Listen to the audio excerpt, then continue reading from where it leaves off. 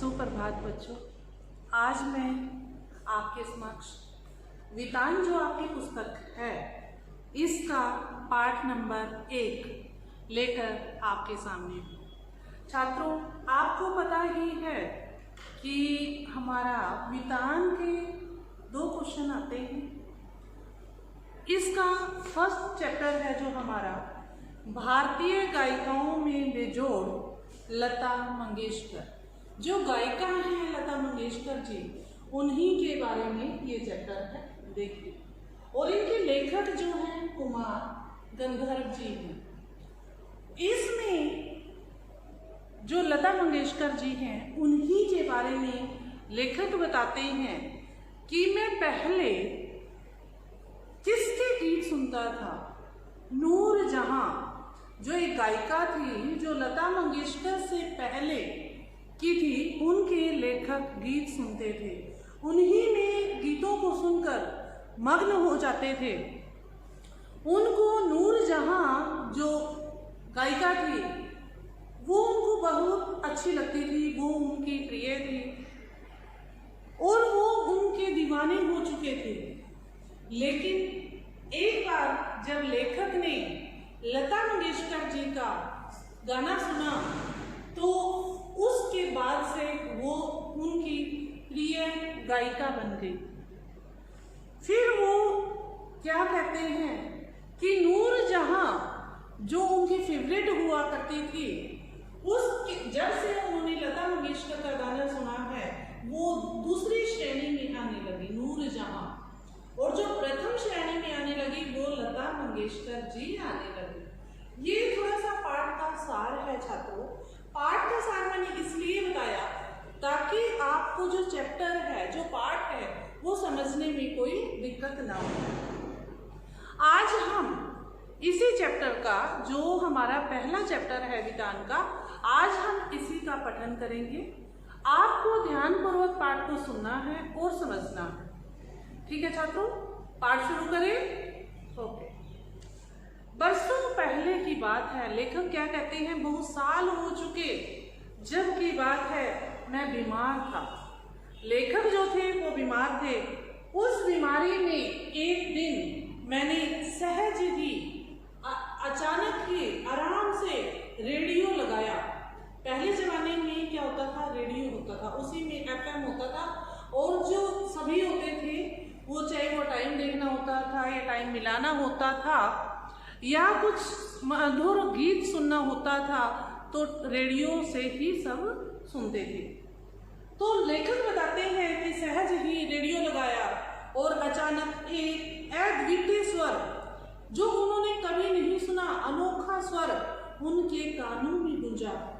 स्वर सुनते ही मैंने अनुभव किया कि यह स्वर बहुत विशेष है, कुछ खास है। इसमें रोज का नहीं है जो लेखक सुनते थे। जैसा मैंने आपको बताया, नूर जहां का संगीत लेखक को अच्छा लगता था और उन्हीं का गीत वो सुनते थे। एक बार क्या होता है, जब रेडियो में वो गीत सुनते हैं तो उनको कुछ उसमें अलग दिखाई देता है, कुछ खास दिखाई देता है, और लेखक क्या कहते हैं, फिर वह स्वर सीधे मेरे कलेजे में जा भिड़ा, मीन्स वो उनके हृदय में समा गया। मैं तो हैरान हो गया, मुझे समझ नहीं आ रहा था कि यह स्वर किसका है। मैं तन्मयता से सुनता ही रहा। वो इतने लीन हो गए उस संगीत में कि वो लेखक उसको सुनते ही रहे। और जब गाना समाप्त हुआ और नायिका का नाम घोषित किया गया तो नाम क्या बताया गया, लता मंगेशकर। नाम सुनते ही मैं हैरान हो गया। लेखक थे वो हैरान हो गए और मन ही मन एक संगति पाने का अनुभव हुआ कि क्यों ना मैं लता मंगेशकर जी से मिलूं, उनसे बातें करूं। ये लेखक के मन में विचार आया। सुप्रसिद्ध गायक जो लता मंगेशकर जी के पापा थे, अब उनके बारे में वो क्या बताते हैं कि जो सुप्रसिद्ध नायक दीनानाथ मंगेशकर की अजब गायकी एक दूसरा स्वरूप लिए उन्हीं की बेटी की कोमल आवाज में सुनने का उनका अनुभव हुआ। वो क्या करते थे लेखक, पहले उनके पापा के गाने सुनते थे लता मंगेशकर जी के, उसके बाद जब लता मंगेशकर जी आई, फिर उन्होंने उनका गाना या संगीत सुनना शुरू कर दिया। मुझे लगता है फिर लेखक क्या बोलते हैं कि बरसात के भी पहले के किसी चित्रपट का वह कोई गाना था, बहुत वर्षों पहले का वो गाना था जो लेखक ने सुना था। तब से लता निरंतर गाती चली आ रही है और मैं भी उनका गाना सुनता आ रहा हूँ। लता के पहले प्रसिद्ध गायिका नूरजहां, जो मैंने स्टार्टिंग में बताया था आपको कि नूरजहां का लेखक गाना सुनते थे, अब उन्हीं की बात हो रही है कि लता के पहले प्रसिद्ध गायिका नूरजहां का चित्रपट संगीत में अपना जमाना था। उस टाइम क्या था, नूरजहां ही प्रसिद्ध थी। उसके बाद जो आई है वो हमारी लता जी आई है, लता मंगेशकर जी आई हैं, और लेखक फिर उसके बाद उन्हीं का गाना सुनने लग जाते हैं। कला के क्षेत्र में अब जो लता मंगेशकर जी है उनके कंपटीशन में कोई नहीं है, चाहे वो नूरजहां थी पहले, लेकिन अब उनके कंपटीशन का कोई नहीं है।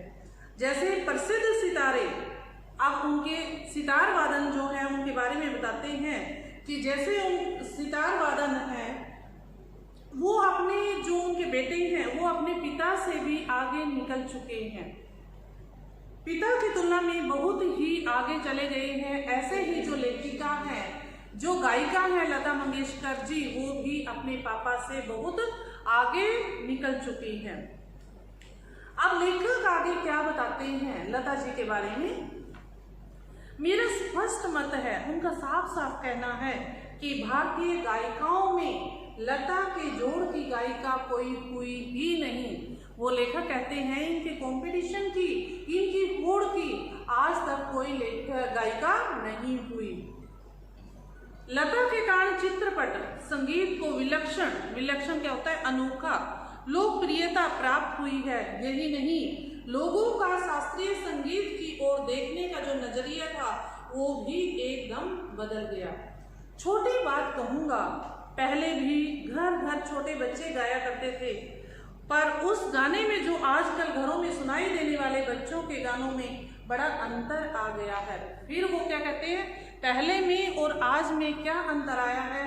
पहले अच्छे गाने हुआ करते थे नूरजहां वाले, लेकिन जो आज के हैं वो उनमें बदलाव है। आज बच्चे उन पुराने गानों को सुनना पसंद नहीं करते हैं। कोकिला का स्वर, तो उनको क्या नाम दिया गया है लता मंगेशकर जी को, कोकिला। जिस प्रकार कोयल मधुर गाती है उसी प्रकार लता मंगेशकर की जो आवाज है वो भी कोयल के समान मधुर है, मीठी है, कानों में नहीं चुभती, बार बार सुनने का मन होता है।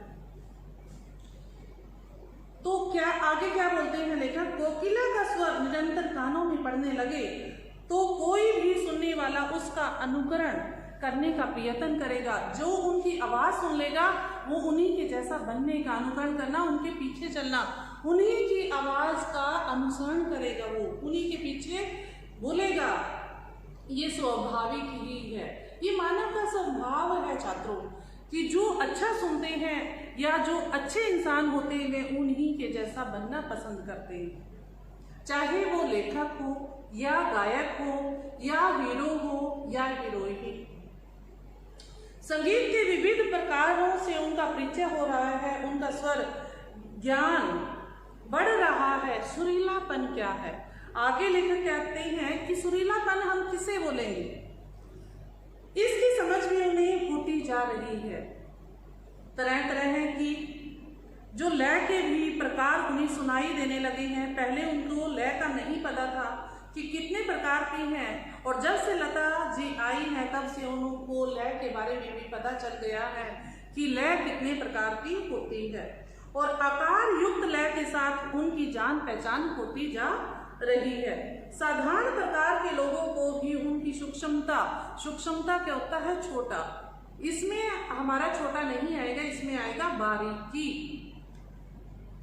समझ में आने लगी है। इन सब का श्रेय किसको जाता है, लता जी को जाता है। लता मंगेशकर को उन्होंने ये श्रेय दिया है कि नूरजहां के बाद जो आई है लता मंगेशकर, जो ये गायिका का जमाना है, इसमें उनका अद्वितीय स्थान है।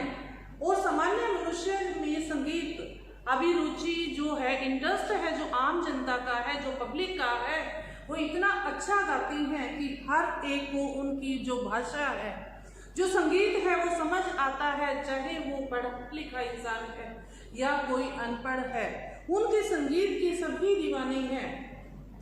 जो इनके संगीत में क्या क्या मिलता है छात्रों, संगीत की लोकप्रियता लोगों में जो प्रिय हो चुकी है, उसका प्रसार हो चुका है और उनका इंटरेस्ट अभिरुचि के विकास का जो श्रेय है वो लता को ही जाता है। छात्रों इसको रेखांकित कर लेना, ये पेज नंबर 2 पे सेकंड लास्ट लाइन है, ठीक है। उनके गायकी की क्या क्या जो विशेषताएं हैं, लोकप्रियता, उनका प्रसार, अभिरुचि, ये सारी उनकी गायिका की विशेषताएं हैं जिनको सुनकर लोग उनका संगीत सुनना पसंद करते हैं।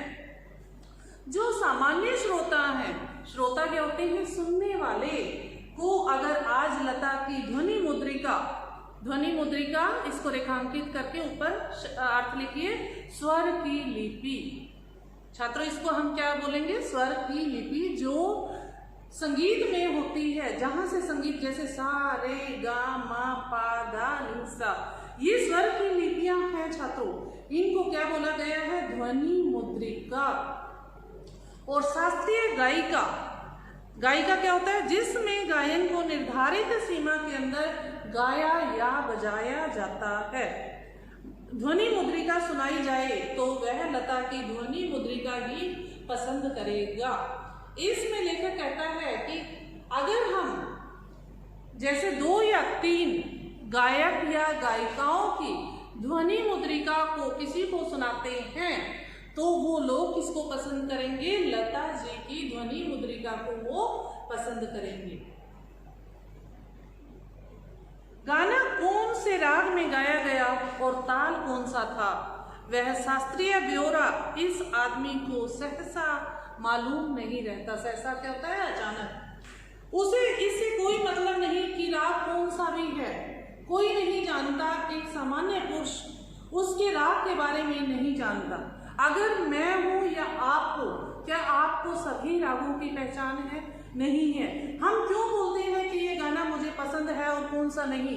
क्योंकि जिसकी आवाज, जिसकी मधुर ध्वनि, जिसका संगीत हमें थिरकने पर मजबूर कर दे, वो संगीत मुझे लगता है कि ये बहुत अच्छा संगीत है, चाहे वो लता मंगेशकर का है या नूरजहां का है। छात्रों इसी की बात हो रही है, क्योंकि जिस प्रकार मनुष्यता हो तो वह मनुष्य है, वैसे ही गानपन है। कि इसमें बताया गया है कि मनुष्य कौन होता है, जिसमें मनुष्यता है, और गायन कौन होता है, जिसमें गाने की कला हो तो वही संगीत है। और लता का कोई भी गाना लीजिए तो उसमें 100%, जिसको 100% बोलते हैं, यह गानपन मौजूद मिलेगा। कोई भी गाना, इसमें लेखक गारंटी देता है कि लता जी का कोई भी गाना आप ले लीजिए और वो 100% जो आप चाहते हो वो उस पर खरा उतरेगा। लता की लोकप्रियता का मुख्य मर्म यह गानपन ही है। लता के गाने की एक और विशेषता है उसके स्वर की निर्मलता, स्वच्छता। उसके पहले की पार्श्व गायिका, पार्श्व क्या होता है, पिछली, जो बीत चुकी है, नूरजहां भी एक अच्छी गायिका थी।